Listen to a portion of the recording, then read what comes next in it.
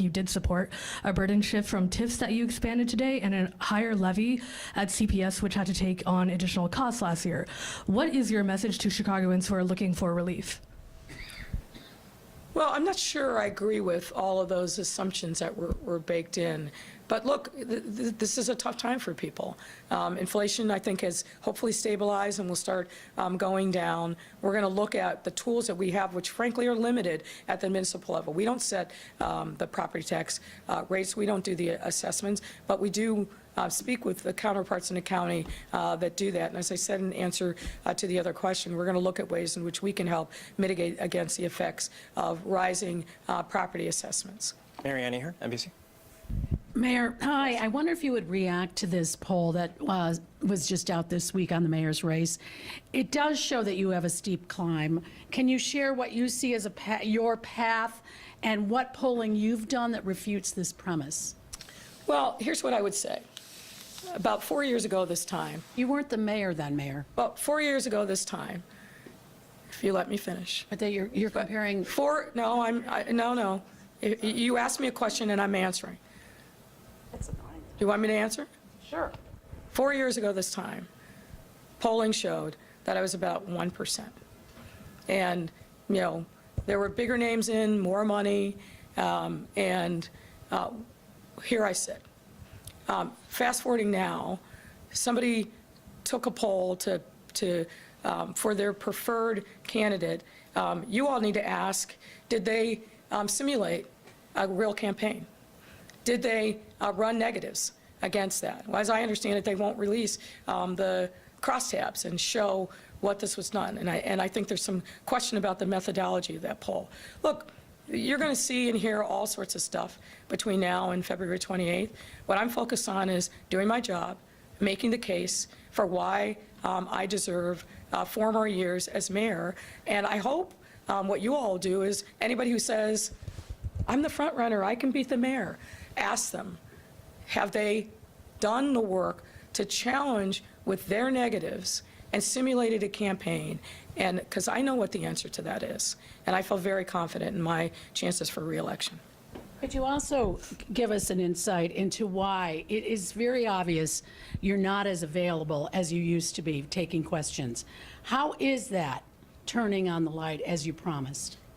Well, I think I'm pretty available. I'm out and about. I'm out multiple times a week in neighborhoods doing interviews with reporters. I invite you all to come to the events that we have out in the neighborhoods. Aaron, Daily Line. Many of you don't show up. Aaron, Daily Line. Go ahead. First question is for the new alderman.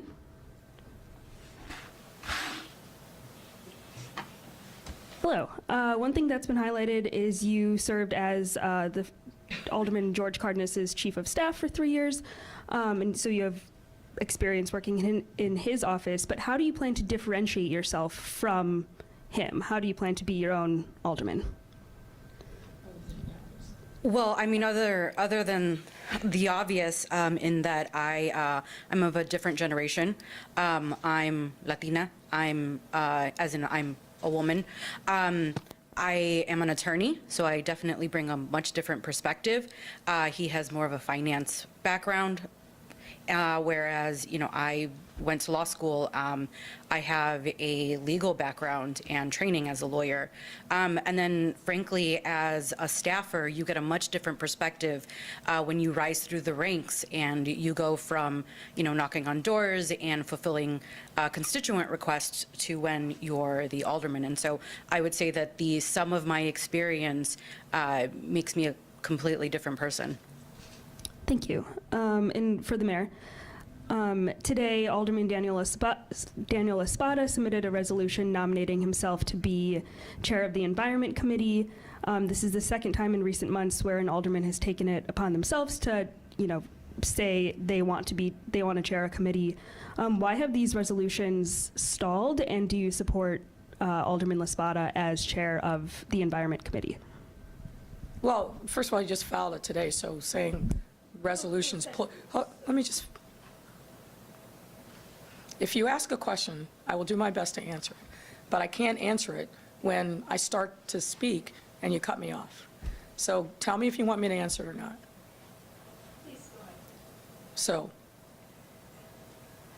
there will be a process by which we evaluate that.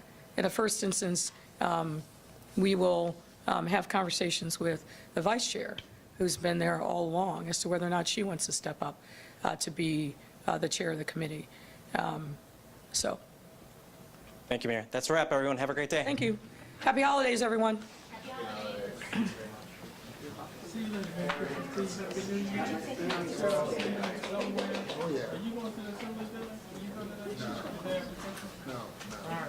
I see you. Or you out there? You're my out there. Oh, good to see you. Where you live? Oh, in Old 30. Okay. Thank you. Oh, no. Well, thank you. It's a great thing. Yes. Actually.